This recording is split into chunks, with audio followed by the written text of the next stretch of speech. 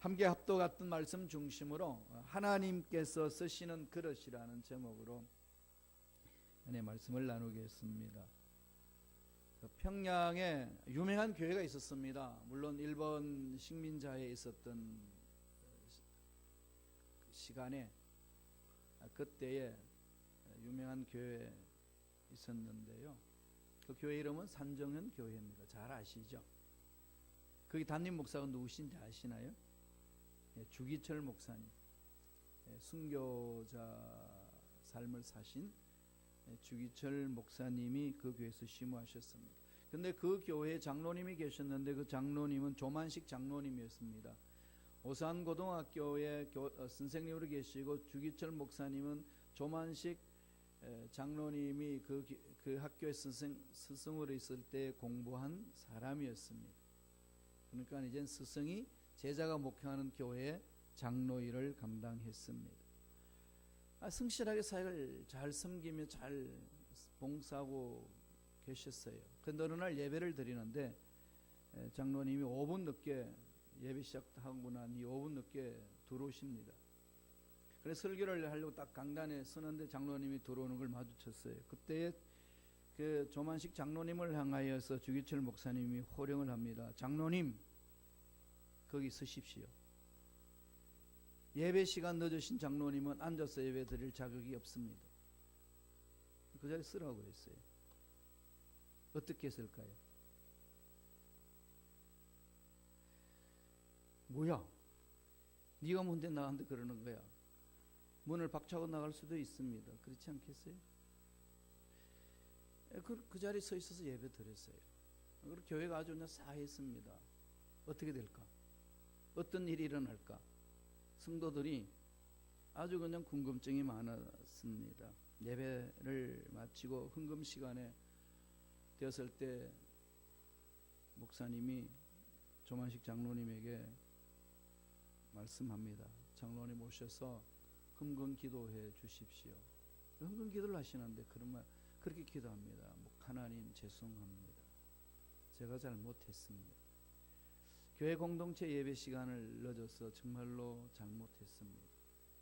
오다가 도와야 될 사람이 있어서 어쩔 수 없이 제가 도와드리느라고 시간이 늦었는데 그럼에도 불구하고 시간을 맞춰서 와야 되는데 맞추지 못해서 이렇게 늦어서 목사님에게 혼나는 시간을 가졌습니다. 다음부터는 이런 일이 없도록 제가 시간을 잘 조절하겠습니다. 자기의 잘못을 고하고 눈물을 흘리며 회개했다고 합니다. 그 기도를 듣는 성도들이 감동이 왔어요. 그래서 그 기도를 들으면서 울면서 다 같이 기도했다는 일화가 있습니다. 그리고 조만식 장로님 여러분 잘 아시잖아요. 귀하게 잘 쓰임 받지 않습니까? 그런데 그런 장로님이 주기철 목사님 순교자의 삶을 살 수 있도록 받쳐주신 거죠. 함께 만들어가는 겁니다. 한 사람으로 일하는 것이 아니라 함께 일을 만들어가는 거죠. 그런 훌륭한 장로님이 계셨기 때문에 훌륭한 목사님이 세워졌다는 얘기입니다. 우리가 사람을 평가할 때 그 사람 그릇이 크네, 그릇이 작네 이렇게 말을 합니다. 그 그릇 누가 만들까요? 누가 그것을 사용할까요? 만드는 것도 하나님이시고 사용하시는 것도 하나님이십니다. 그런데 하나님 만들어 놓고 다 쓰시느냐? 그렇지 않습니다. 다 기회를 주셨는데 쓰는 그릇이 있고 귀하게 쓰는 그릇이 있고 작게 쓰는 그릇도 있습니다. 왜 그럴까요? 오늘 사도 바울은 디모데에게 목회하는 디모데에게 편지를 쓰면서 왜 그런지를 이유를 말해줍니다. 저와 여러분들이 이 세상에서 신앙생활하면서 어떻게 해야 될 것인가를 이 말씀 속에서 깊이 묵상하고 깨달아야 될 부분입니다. 제일 먼저 무엇이 필요하겠습니까? 내가 왜 사느냐? 이건 늘 묻지 않습니까? 내가 왜 사느냐의 질문에 답이 있어야 합니다. 하나님은 왜 나를 불러가시지 아니하시고 지금도 호흡하게 하시는가? 여러분 어떻게 그 질문에 답을 하시나요? 그 답이 여러분 평생 해야 될 사명입니다. 사명을 아는 자죠. 왜 사는지 아는 자는 사명이 있는 자입니다. 삶의 이유가 있는 사람이 사명이 있는 거죠. 인생의 참 가치가 어디 있다고 생각하십니까? 어차피 죽잖아요. 아무리 열심히 살아도 죽어요. 그렇죠? 이걸 죽음을 앞당겨서 놓으면 비관주의에 빠집니다. 그래서 자살들 많이 해요. 비관하니까. 어차피 죽는 인생인데 살아서 뭐하냐. 그렇게 철학자들도 그 고민하면서 아주 비관적인 사상을 펼치기도 하고, 젊은이들은 그 사상에 매료되어 가지고 그냥 목숨 끊는 젊은이들도 한때는 참 많았습니다. 인생의 참 가치를 아는 것이 중요하지요. 이 사명을 아는 자들은 자기 인생의 가치를 압니다. 일평생 아프리카에 선교 사역했던 리빙스톤이 이런 말을 했죠. 사람이 자기 사명을 다 마치기 전까지는 죽지 않는다.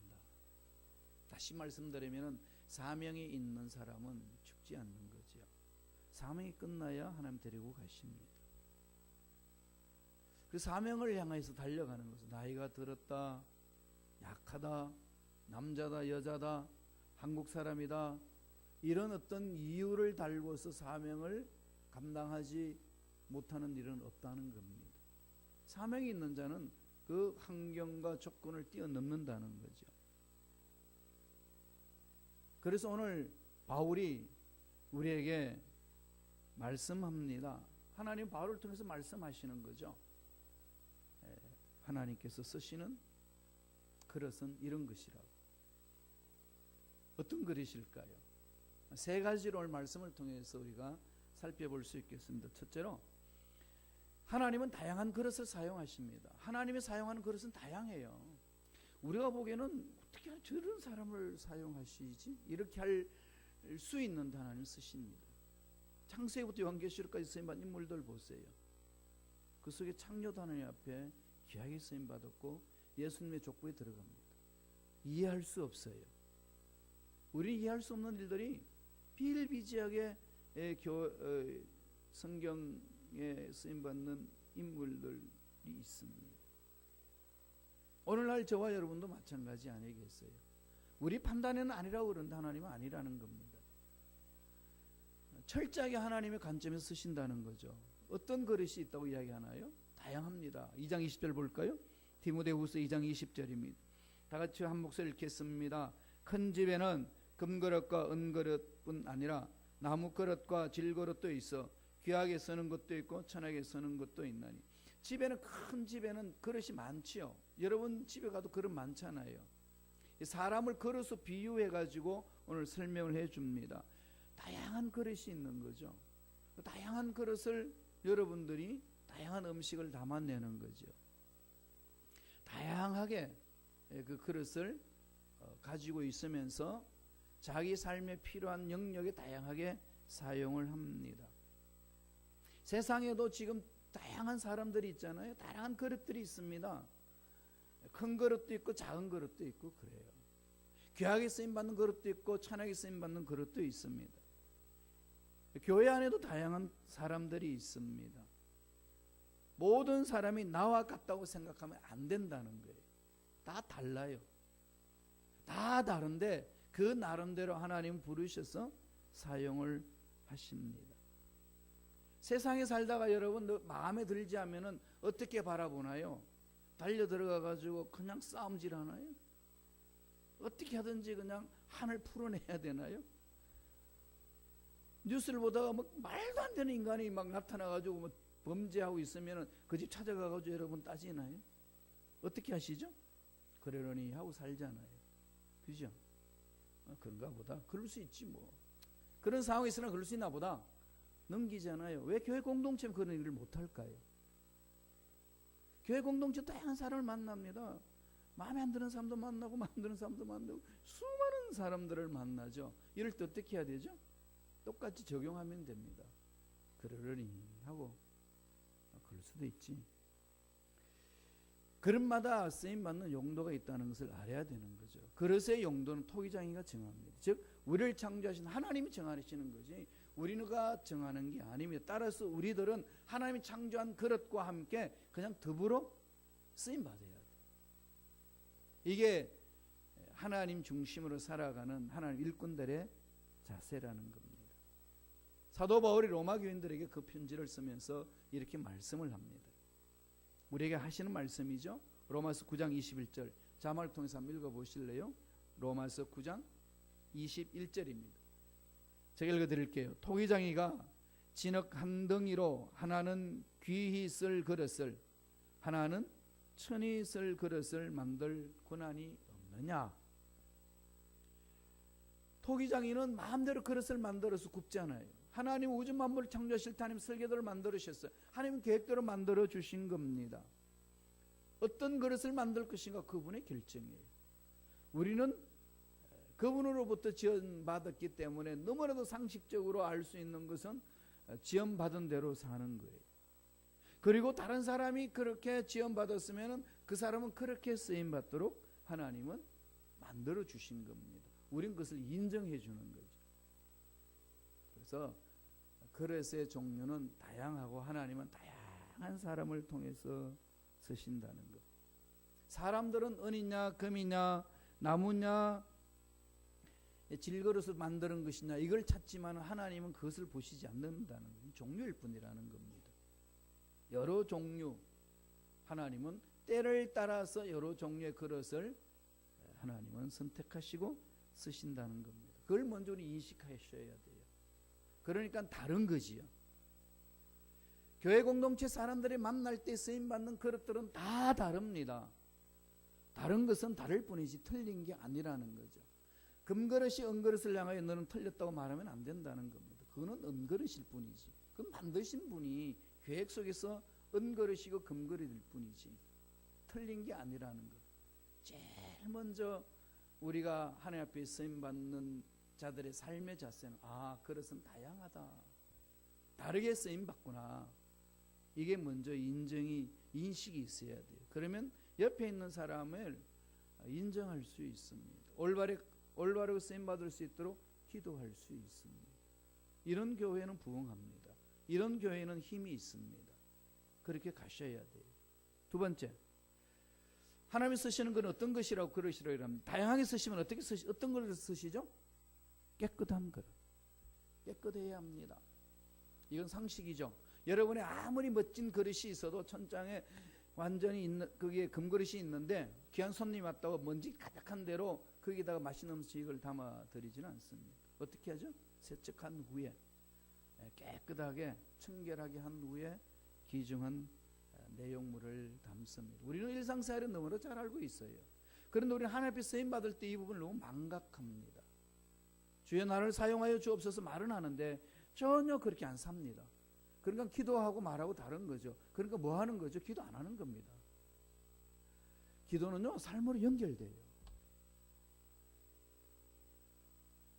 하나님의 앞에 쓰임받는 그릇이 되겠습니다. 그러면 하나님이 쓰실 수 있는 그릇으로 우리는 가야 되는 거죠. 이게 기도에 대한 책임입니다. 이 그리스도인의 신앙생활 아니겠습니까? 21절 볼까요?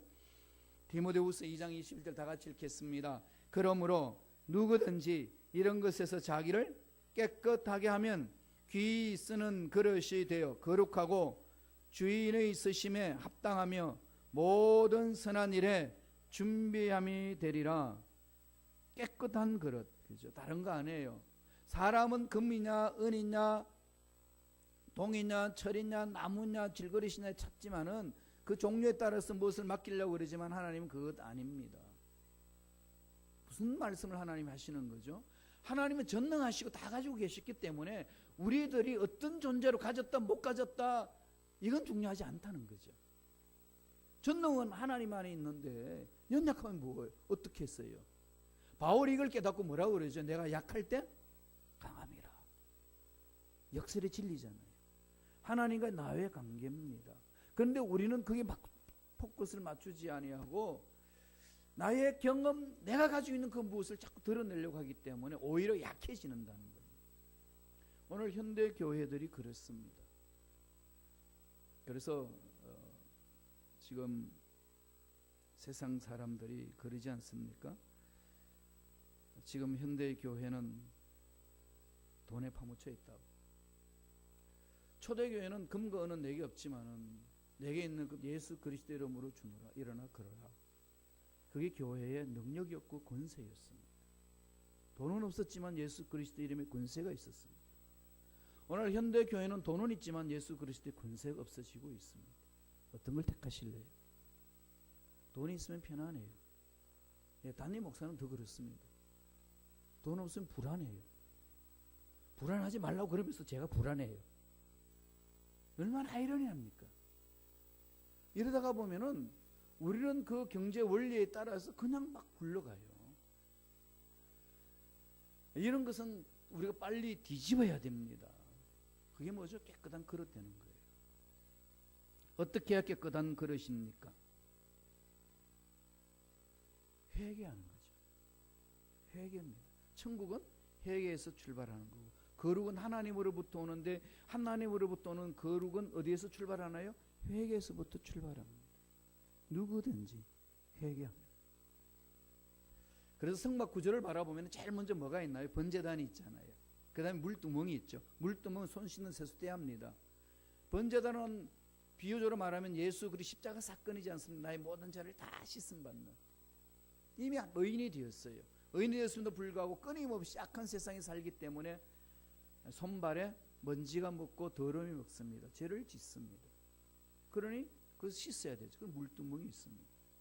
그 회개입니다. 그리고 나서 성소에 들어가서 떡상과 촛대와 향에 불을 붙이는 게 제사장의 일입니다. 저와 여러분은 왕같은 제사장이요, 그 일을 하는 거예요.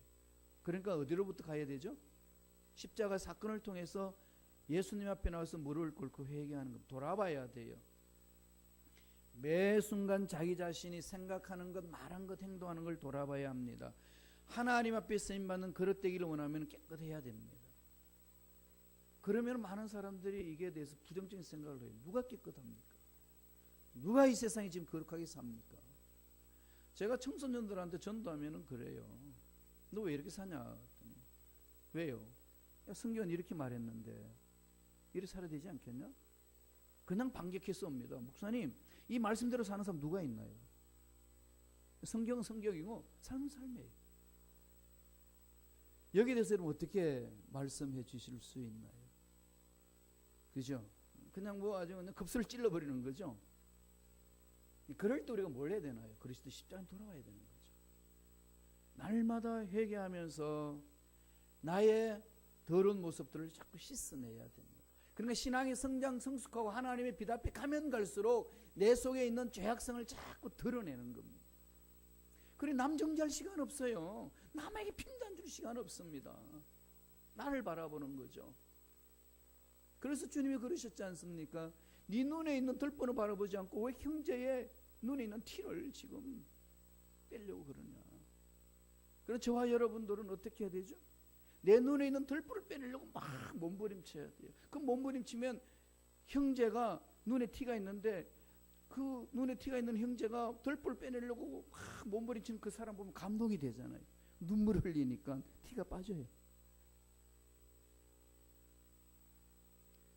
나에게 잘못된 것들을 돌이키는 것, 그건 하나님께 쓰임받는 일이에요. 깨끗한 그릇. 이걸 부정적으로 생각하지 마세요. 주님은 다 기회를 주셨습니다.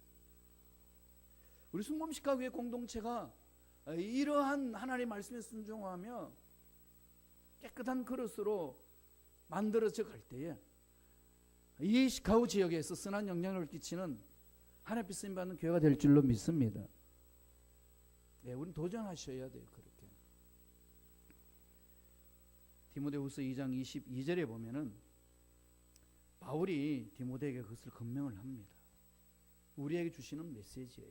다 천천히 읽겠습니다. 또한 너는 청년의 정욕을 피하고 주를 깨끗한 마음으로 부르는 자들과 함께 의와 믿음과 사랑과 화평을 따르라.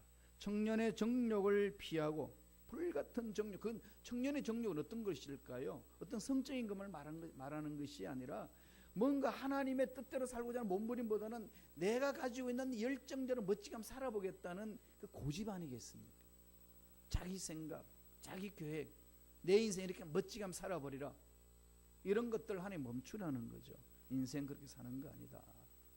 하나님께 쓰임 받으려면 깨끗한 그릇이 중요한 거다. 과거에 무슨 일이 있었든 지금 네가 어떤 죄악을 범했든 지금 여기에 십자가 안에서 씻음 받는 길을 하나님 주셨는데 그 십자가를 바라보면서 씻음 받고 깨끗한 그릇이 되라. 그러면 하나님이 쓰신다. 하나님이 쓸면은 막혔던 것은 풀어진다. 이런 것을 체험하는 것이 교회 공동체에서 예수 믿는 자의 삶이라고 말합니다. 그래서 세상 나갈 때 악한 세상을 행하여서 맞짱 뜰 수가 있다는 겁니다. 그러려면은 세상에서 영향력 끼치는 자가 되려면은요, 내 속에 있는 이 죄악을 돌아보면서 이 몸부림을 쳐야 됩니다. 내 속에서 하나님 말씀대로 살지 못하게 하는 그 잘못된 것들에 대하여 애통한 마음으로 뒤집어야 돼요. 그래서 히브리서 기자는 히브리서 12장 4절에 우리에게 이렇게 권면을 합니다. 우리 말씀을 묵상하면서 읽겠습니다. 너희가 죄와 싸우되 아직 피 흘리기까지는 대항하지 아니하.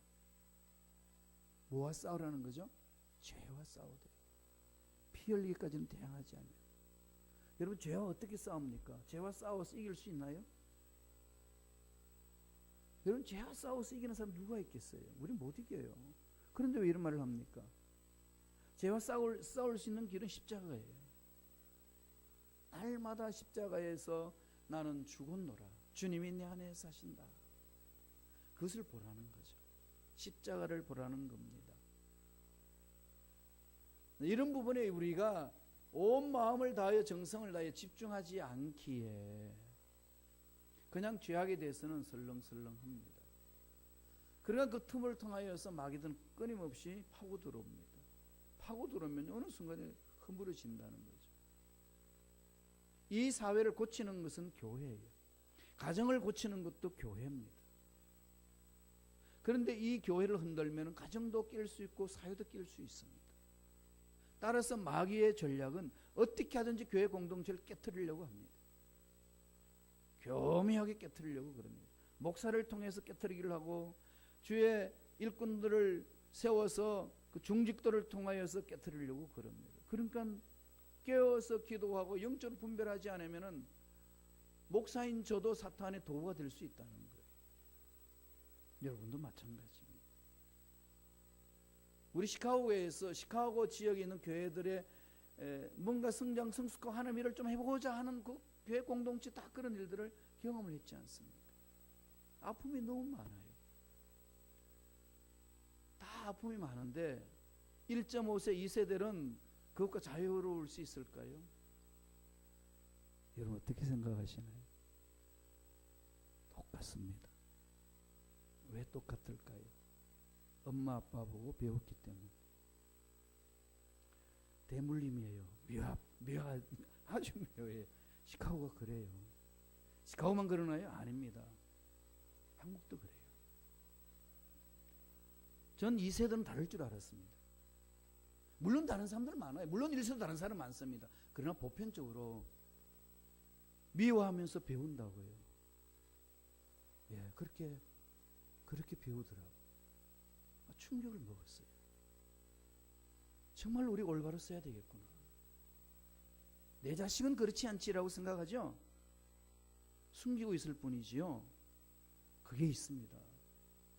정말 정신 차려야 돼요. 그래서 내가 몸부림쳐야 됩니다. 엄마 아빠니까 그거 이야기해봐야 바뀌지도 않는데 뭐 이 정도지. 걔네들이 그걸 몰라서 아무 말도 안 하고 의견을 제시하지 않는 것 아니라는 걸 먼저 아셔야 돼요. 그래서 먼저 어떻게 해야 되죠? 저와 여러분이 먼저 깨끗한 그릇이 되어야 됩니다. 그래야 하나님이 쓰실 수가 있습니다. 죄와 싸우되 피 흘리기까지 싸우라. 죄와 싸우되 피 흘리기까지 싸울 수 있는 그런 예수 십자가밖에 없고 회개하는 길밖에 없습니다. 마지막 세 번째로 하나님이 쓰시는 그릇, 어떤 그릇이라고 오늘 바울이 말씀합니까? 바울을 통해서 하나님 주시는 말씀이 어떤 그릇이죠? 예, 다듬어진 그릇. 다듬어진 그릇이 뭘까요? 깨어진 그릇이잖아요. 산전수전 다 겪고, 그래서 그냥 공중전, 수전, 공사전까지 다 겪고, 그냥 이리저리 다 박살나고 내 스스로 일어설 수 없다라고 느끼는 순간에부터 시작되는 거죠. 누구나 한 번쯤은 한번 허물어져야 돼요. 허물어져야 돼요. 그래 다시 세울 수 있어요. 전 그 독일에서 유명한 신학, 한국에는 아주 유명해요.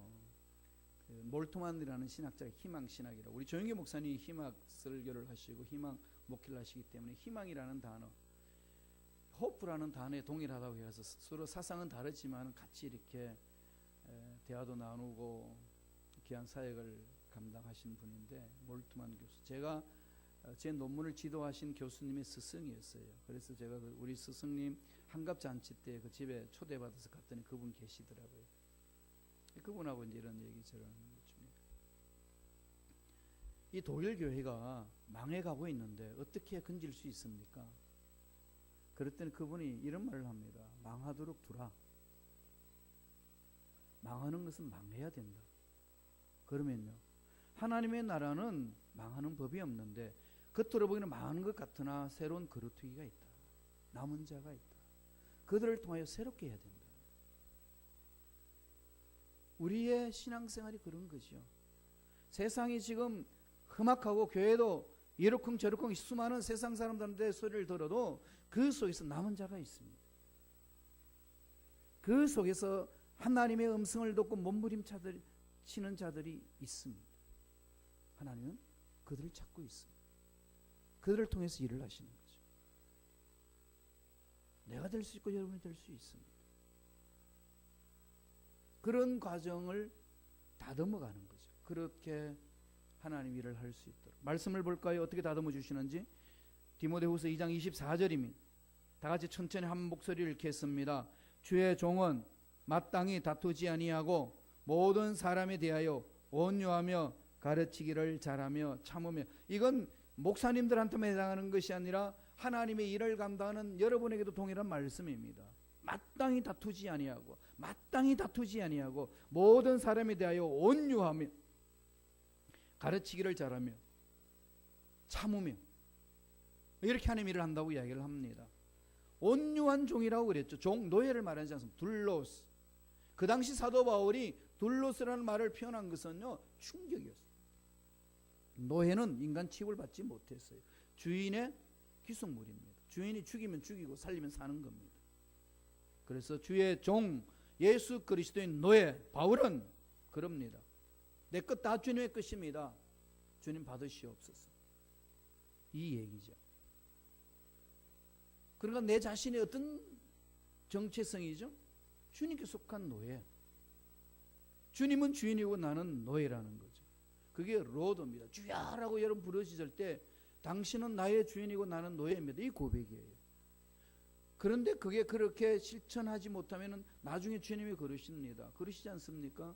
주여 주여 하는 자마다 천국에 오는 것이 아니라 내 뜻대로 하는 자가 하나님 나라 올 것입니다.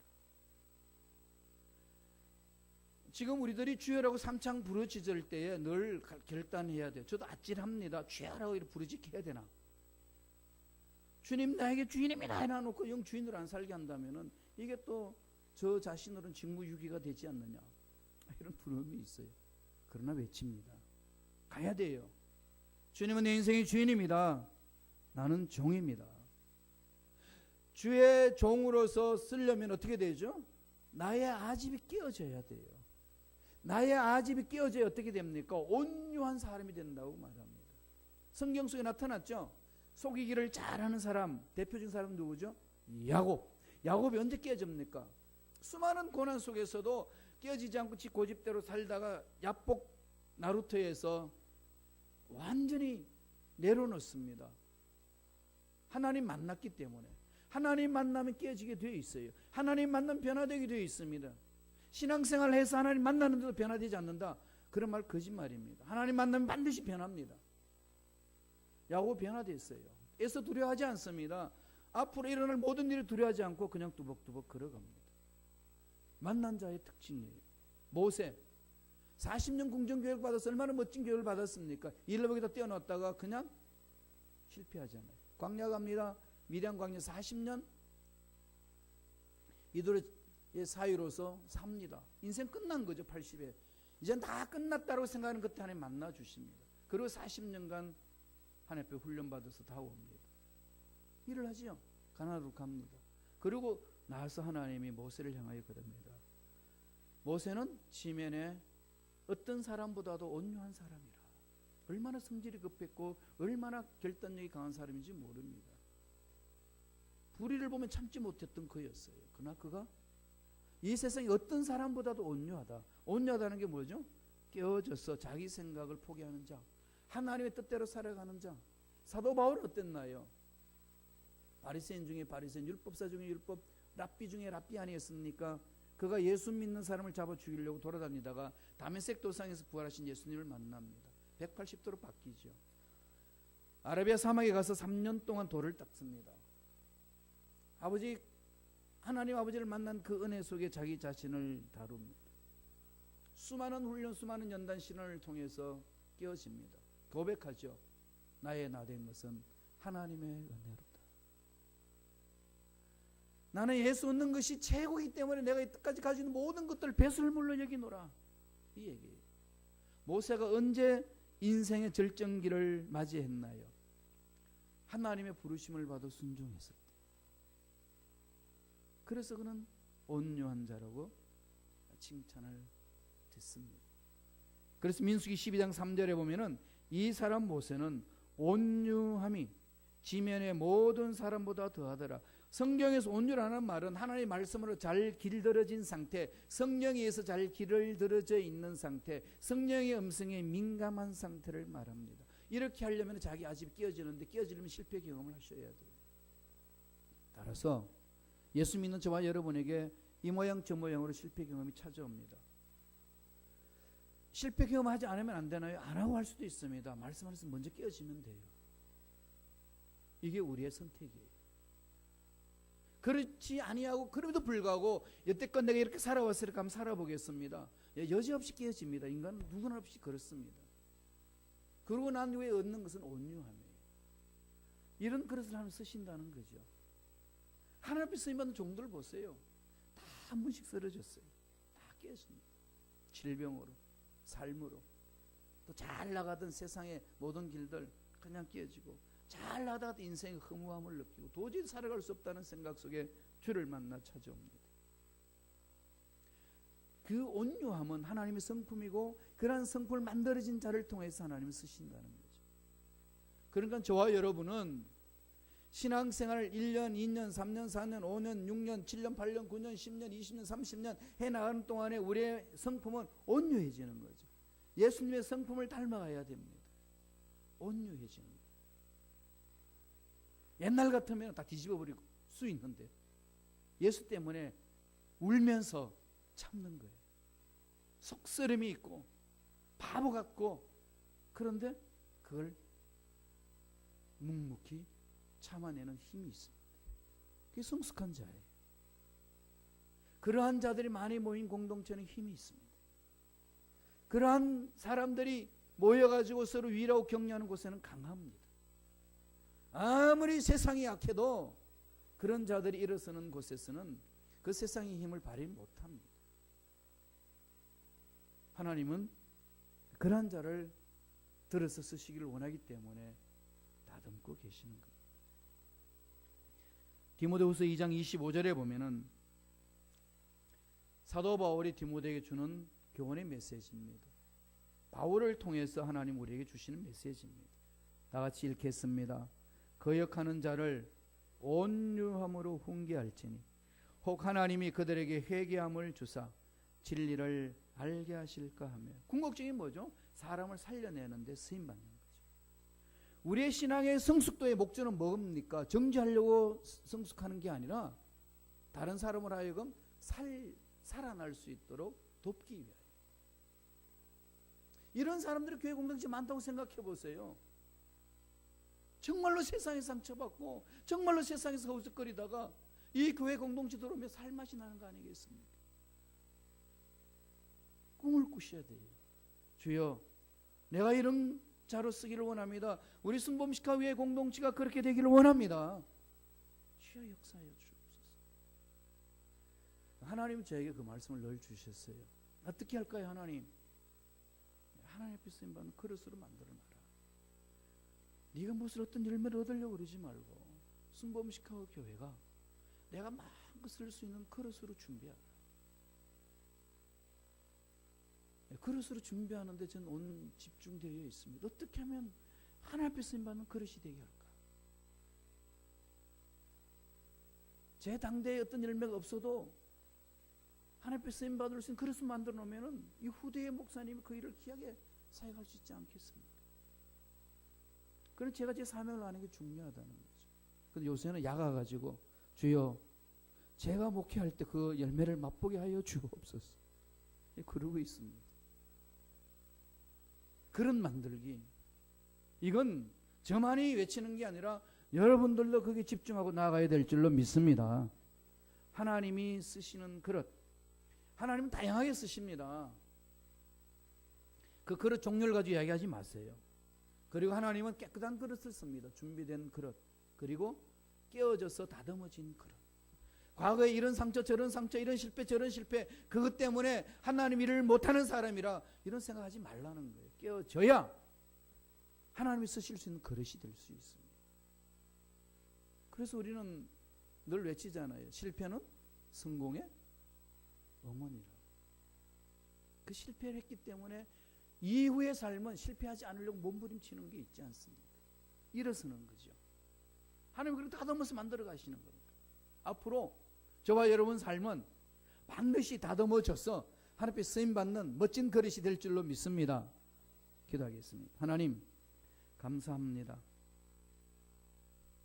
오늘도 생명 주셔서 하나님 앞에 쓰임받는 그릇이 어떤 그릇인지 말씀을 통해서 깨닫게 해주시니 감사합니다.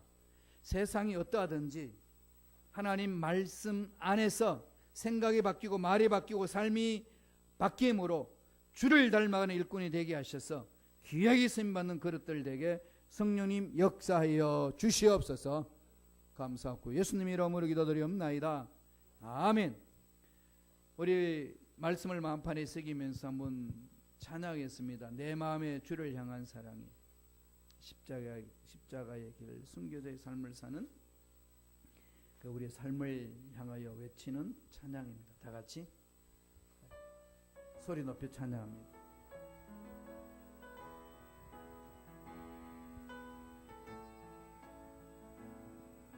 내 마음의 주를 향한 사랑이 나의 말엔 주가 주신 진리로 나의 눈에 주의 눈물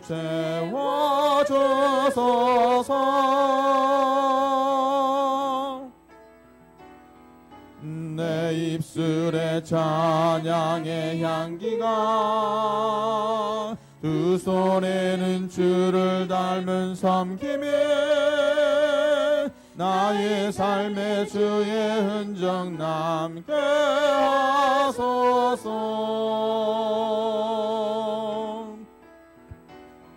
하나님의 사랑에 영원히 함께하리. 십자가의 길을 걷는 자에게 순교자의 삶을 사는 이에게 조롱하는 소리와 세상 유혹 속에도 주의 순결한 신부가 되리라. 내 생명 주님께 드리리. 내 마음의 주를 향한 사랑이 내 마음의 주를 향한 사랑이 나의 말엔 주가 주신 진리로 나의